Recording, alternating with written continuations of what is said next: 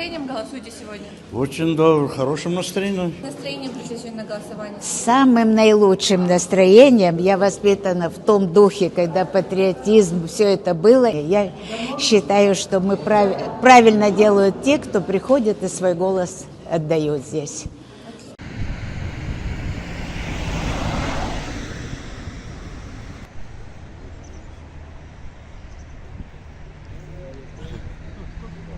Да, мы, жители Гулерибского района, пришли на наш маленький праздник, на выборы президента Российской Федерации.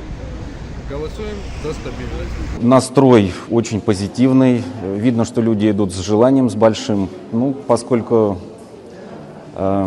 голосуют не только за будущее Российской Федерации, но и, естественно, Республики Абхазия, с которой у нас стратегические партнерские отношения, поэтому выборы идут вот именно с таким настроем.